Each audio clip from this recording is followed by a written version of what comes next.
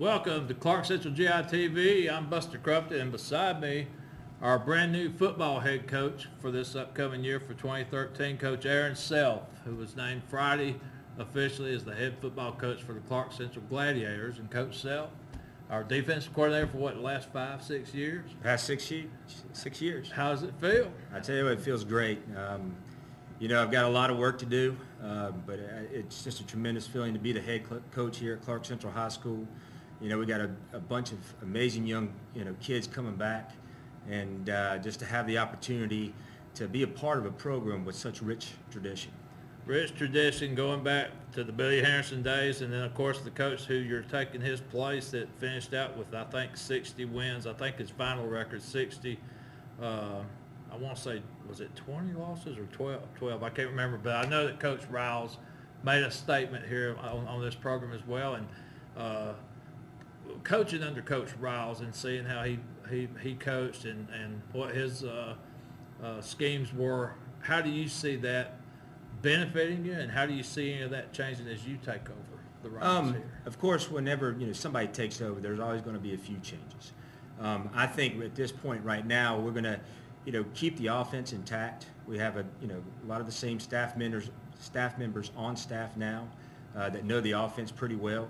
Of course, we're going to change some things a little bit, but not too much. Plus, we have an outstanding senior quarterback returning, Cameron Johnson.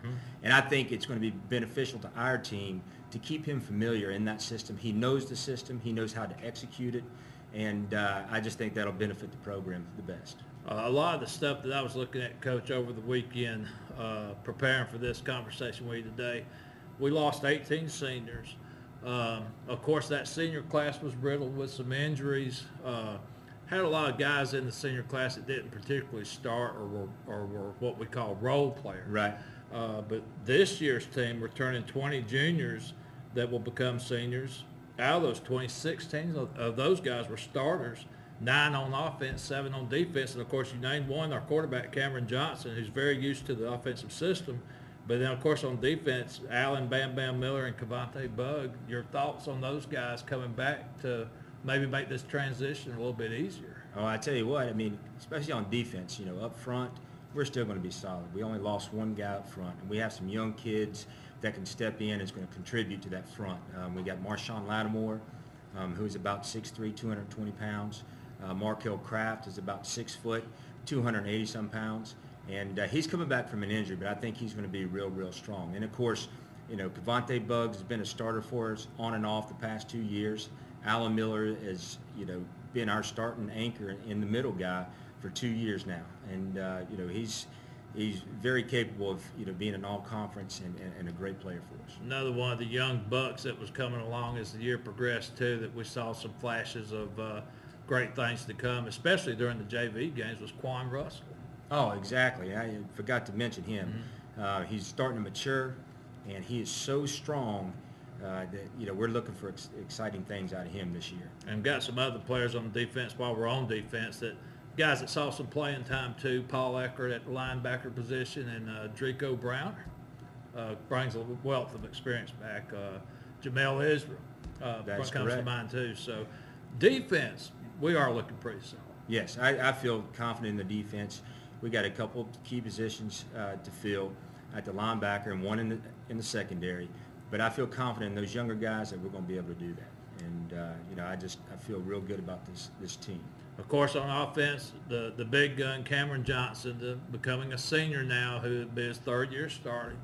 But he's got some weapons to work with, and young as they may be, these are some big kids, some big freshmen turning into sophomores this year. We were talking earlier about the tight end Anthony Smith and the running back Jaquan Daniels. Oh, they're going to be a major factor for us. Jaquan, although he's young, he's very physical. He has speed, and I'm looking for him to contribute tremendously this year. And again, Anthony Smith started for us as a true freshman, and that says a lot about him and his talent level.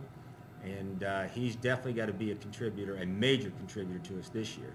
And, at the wide receiver position, we got Jaquan Dowdy, like you mentioned, coming back. We have Austin Johnson coming back.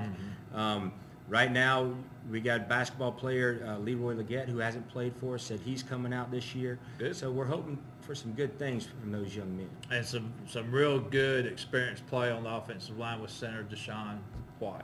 Yes. Yeah. And The region coach, as we've talked about several times on our broadcast during the games, has to be one of the toughest regions, I think, in the state. Flowery Branch, the region champion, who I think still finished in the top 10 after they got eliminated from the state playoffs. But a lot of people don't realize Gainesville, who went on to become the eventual state champion, finished second in this region. And then, of course, Heritage and Clarke Central in the third and fourth spots, but only 3 points separating those teams in a 23-20 overtime victory up at Conyers this past season. Your thoughts on coming in as a head coach now to compete in this region? Do you still see it being one of the premier regions in high school football in the state of Georgia? I definitely see it because, we have Flowery Branch and Gainesville are always going to have great, good teams year in and year out. It just seems like they keep reloading up there. They have a great coaching staff on both teams.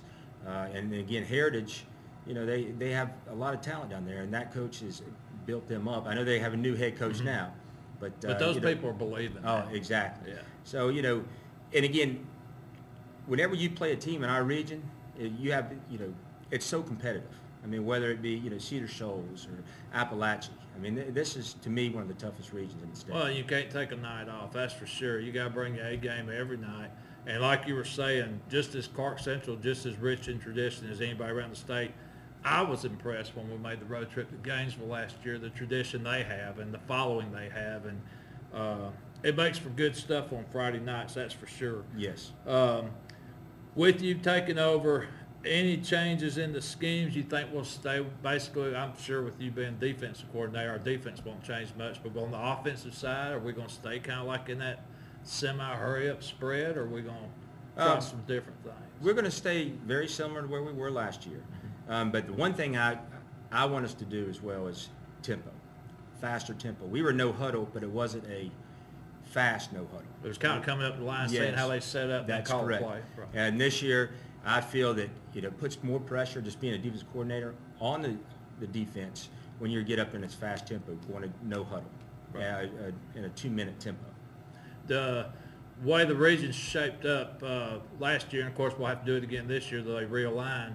But we've got the luxury of the 2 non-region games. It could stay that way for a little while. What's your take on playing those teams like Marist out of region? Does that prepare you for this tough region schedule? Oh, there's no question about it. I mean, Marist is year in and year out a powerhouse. They're they're well coached.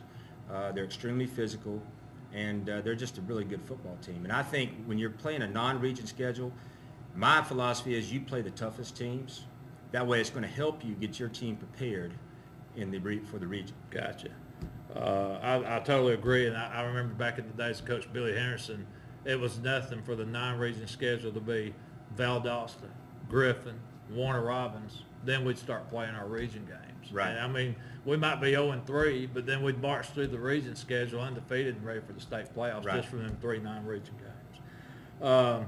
That's the big news coming from Clarke Central here. Coach Aaron Self's now the new head coach. He's the 7th head coach in the history of Clarke Central, which Clarke Central's been around 42 years. You can do the math. That's one about every 6 years. And in this day and time, 6 years is a pretty good ride for any coach to stay at any one place any given time.